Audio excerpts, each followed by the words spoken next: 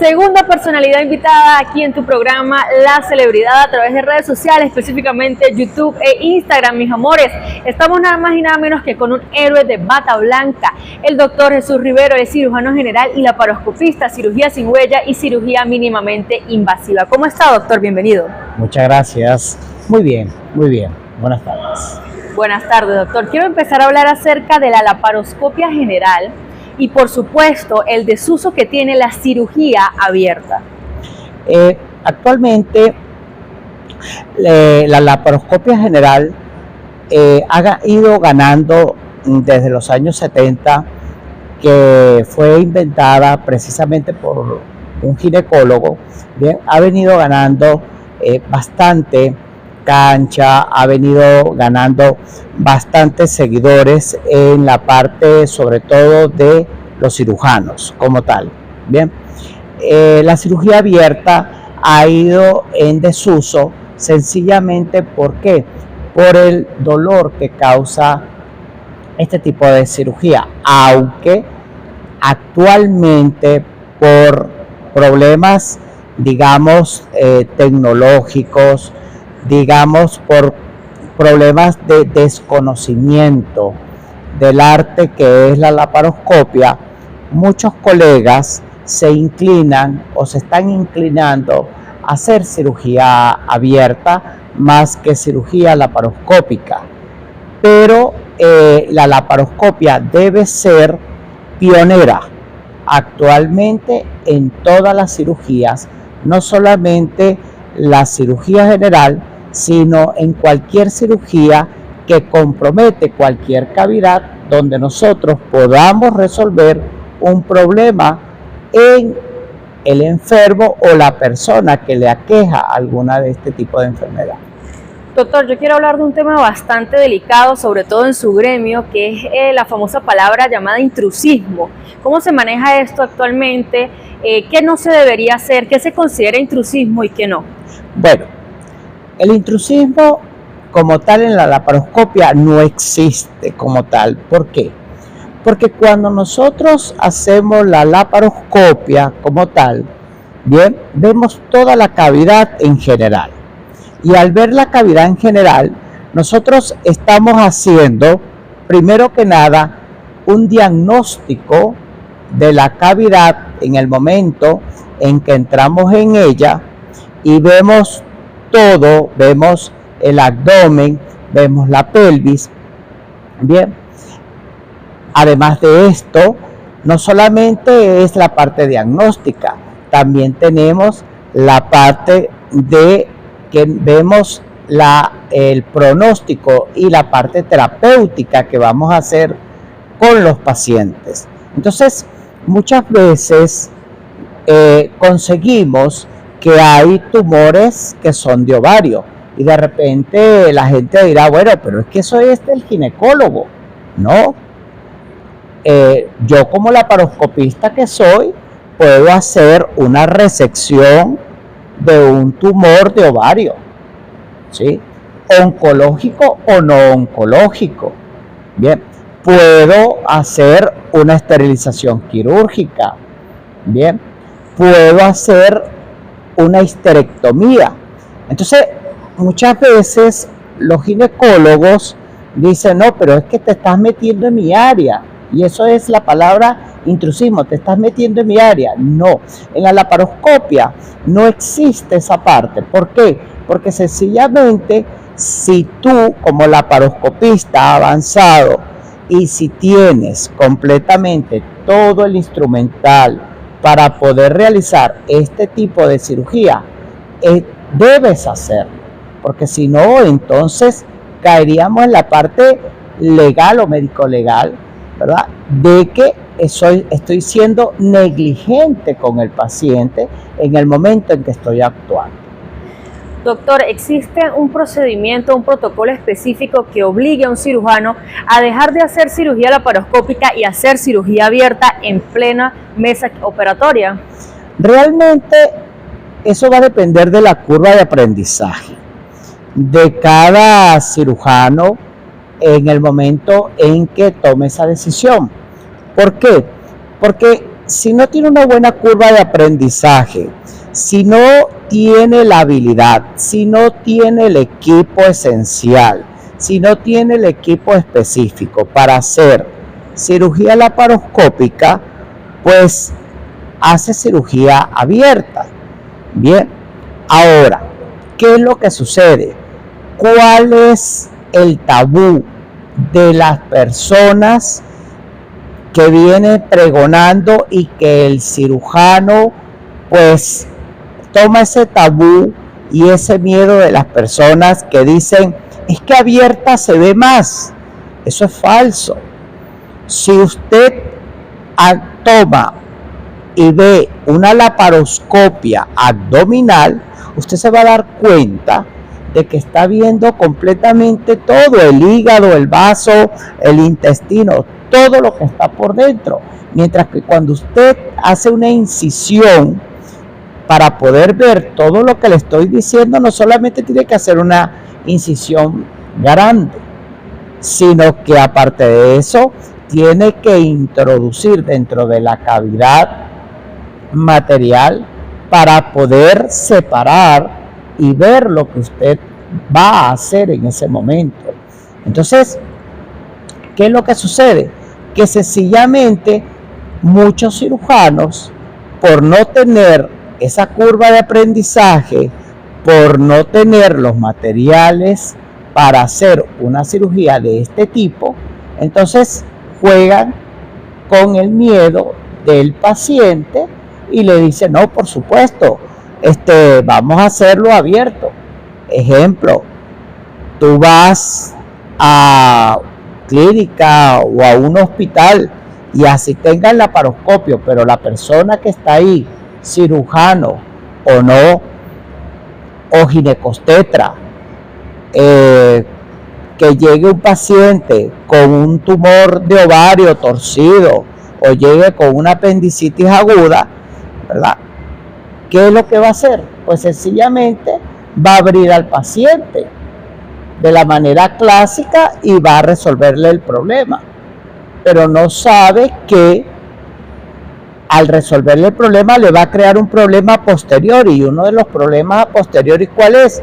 Sencillamente de que se vengan las infecciones, estas infecciones debiliten la pared, se produzcan las eventraciones y de ahí en adelante viene todo lo demás que son las evisceraciones, que no es más que la salida de la cavidad abdominal hacia el exterior. Doctor, antes de irnos a un pequeño corte, me gustaría que me hablara acerca de su mayor reto en el área de medicina. Como médico, ¿cuál fue su mayor reto?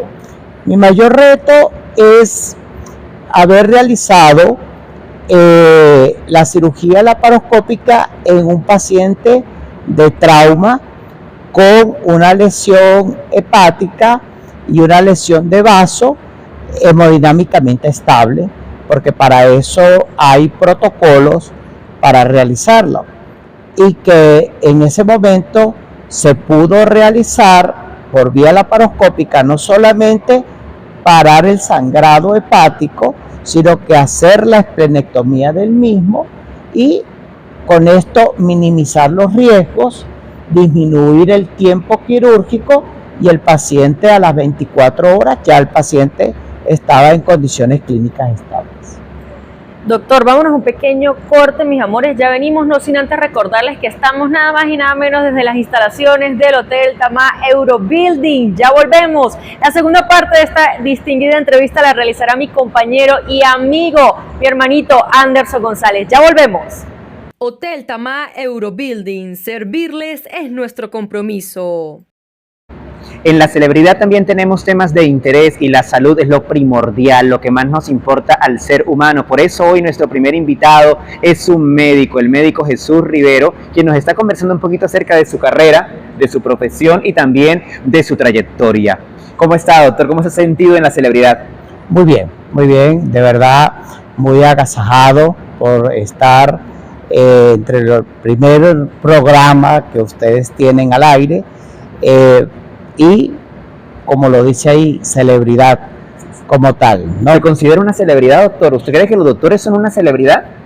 No, somos una marca. Ok. Somos una marca. Nosotros los médicos, por ser esas personas a las cuales la persona que se siente mal nos busca, ¿sí? Nos busca ¿por qué? Nos busca es aquel médico que tiene carisma, aquel médico que tiene mejor empatía, aquel médico el cual se pone en los zapatos del paciente como tal, y aparte de eso, que ha visto la trayectoria con el tiempo y que en la parte quirúrgica, bien, tiene una mejor estadística en el cual no hay complicaciones del mismo. Entonces, ya nosotros pasamos a ser como una marca como tal, ¿sí? Así como la Nike, Adidas, RS21. Entonces, ya el paciente dice, bueno, el doctor X, bien, es marca Nike, me voy a operar con él. El otro es marca Adidas, el otro es RS21. El paciente empieza a escoger al cirujano dependiendo de toda esa parte como tal.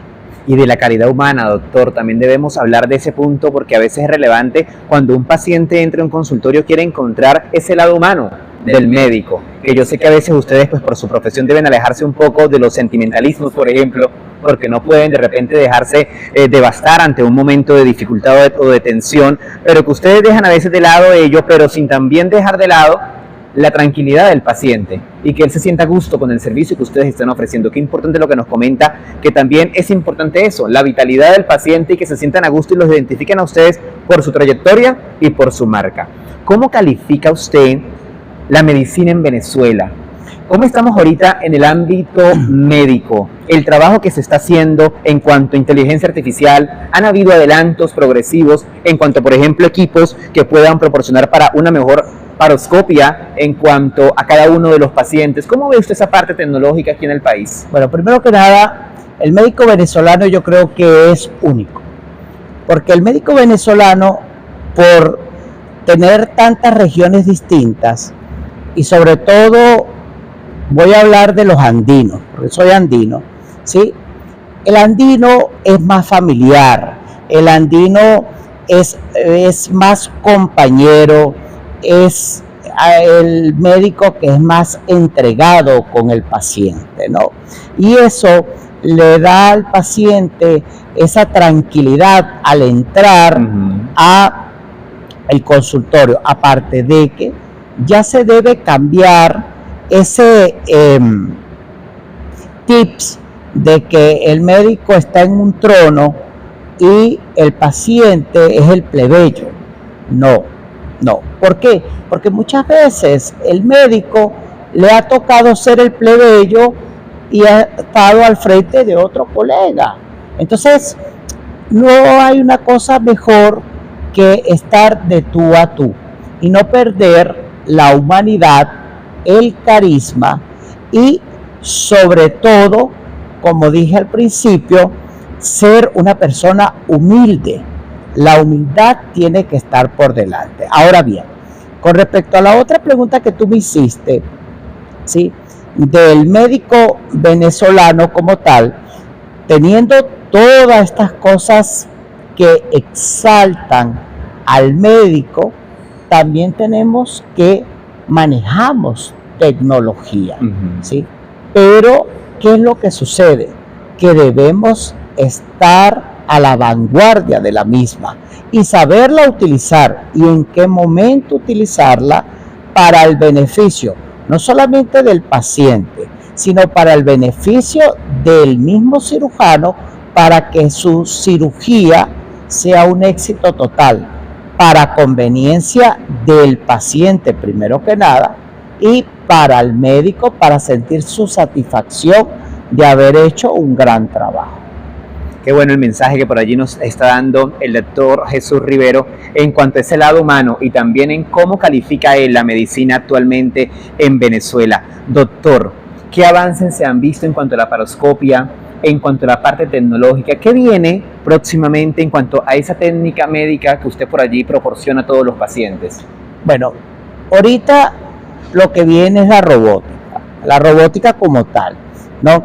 Ya en muchos países ya está la parte del entrenamiento virtual, bien, ya se ha dejado un poco en otros países a un lado el hacer cirugías en animales para poder hacer mano quirúrgica, como nosotros decimos, bien, pero todavía aquí en Venezuela estamos en esa fase, ¿no?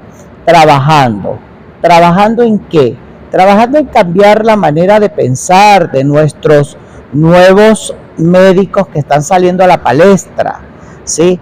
Y en eso quiero detenerme un poquito, sobre todo en nuestro ejercicio diario, ya que debemos que el paciente educarlo en qué, educarlo en que tiene la posibilidad de poderse hacer una cirugía laparoscópica, aunque sea una persona que no tiene tantos recursos como personas que tienen muchos recursos. A veces me llegan al consultorio personas que me dicen, doctor, pero es que la cirugía laparoscópica, eso es para los ricos. No, al contrario. La cirugía laparoscópica, si tú tienes completamente los equipos, si tú tienes la curva de aprendizaje, y si tú tienes, ¿verdad?, esa afinidad, esa tranquilidad, esa paciencia, ¿sí? Primero lo vas a ayudar psicológicamente y segundo, económicamente es mucho más económica. ¿Por qué? Porque si tú te pones a darte cuenta, yo te pongo un ejemplo rápido. En la cirugía laparoscópica, ¿sí? ¿Tú qué utilizas? O bueno, en mi caso, voy a hablar marca Jesús Rivera. Sí, en mi caso. Yo, para realizar una vesícula, ¿sí?, solamente necesito una sutura, ¿sí?, 2 ligaclips y un aparato que no me puede faltar en el momento de la extracción, que es o un equipo bipolar, un bisturí armónico o un ligasure. Bien, y lo demás son las pinzas elementales que utilizamos diariamente para la extracción de una vesícula biliar. Ahora, vamos a la otra parte, cirugía abierta. ¿Qué se necesita para una cirugía abierta? Se necesita, aparte de la apertura de la cavidad abdominal, que lo mínimo son de 7 a 10 centímetros, tienes que cortar completamente lo que es la piel, tienes que cortar el tejido celular subcutáneo, tienes que cortar completamente lo que envuelve el músculo, debes cortar el músculo, debes llegar por debajo del músculo a lo que se llama el peritoneo, tienes que abrir el peritoneo, llegas a la cavidad abdominal, posteriormente debes introducir a la cavidad abdominal compresas, gasas para poder hacer espacio para ver la vesícula biliar, tienes que hacer maniobras de eversión, tienes que meter la mano, ¿sí?, tienes que manipular completamente la cavidad abdominal, luego tienes que ligar con sutura los conductos biliares, en este caso el conducto cístico, tienes que ligar la arteria cística, ¿sí? Luego debes retirar la vesícula biliar.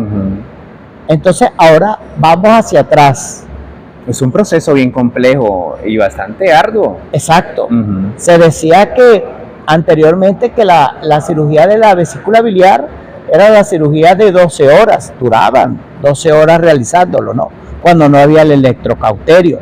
Entonces, vámonos hacia atrás. Tienes que empezar primero quitando todo el campo y cuantificar para que no quede ningún objeto extraño dentro de la cavidad abdominal. Okay. Segundo, que todo esté completamente exangüe y que todo esté en su posición y no haya habido ningún daño de la pared intestinal ni nada. Tercero, empezamos por las suturas. Tenemos que ir cerrando plano por plano. ¿Cuánto cuesta cada sutura?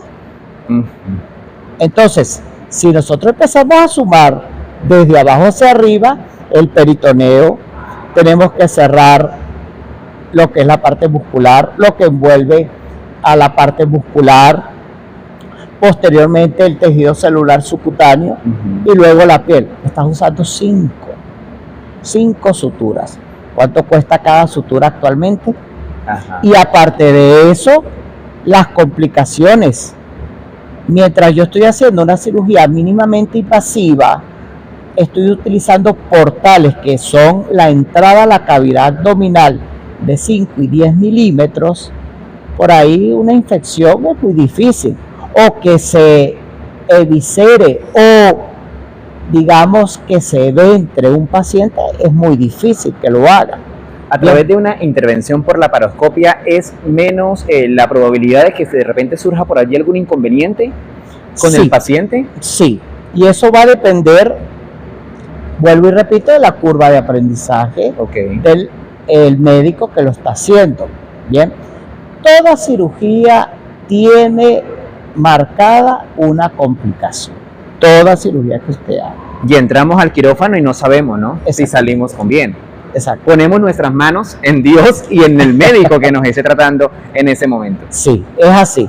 De hecho, voy a tomarme el atrevimiento de unas palabras de mi abuela que decía, nunca se operó, por cierto, nunca se operó porque ella decía que los cirujanos o cualquier médico que operara, sea cirujano, traumatólogo, ginecólogo, todo, la parte quirúrgica siempre salía diciendo, la cirugía fue un éxito, pero la viejita no aguantó. Entonces, mi abuela decía... Algo contradictorio, ¿no? Sí, ¿no? Entonces, y es verdad, porque el bisturí realmente no mata a nadie, ¿no? Y la anestesia tampoco. Inherentemente, a veces el paciente tiene enfermedades que nosotros no podemos saber antes de la cirugía, de hacerle el preoperatorio, y se suceden en el momento en que se está haciendo la cirugía.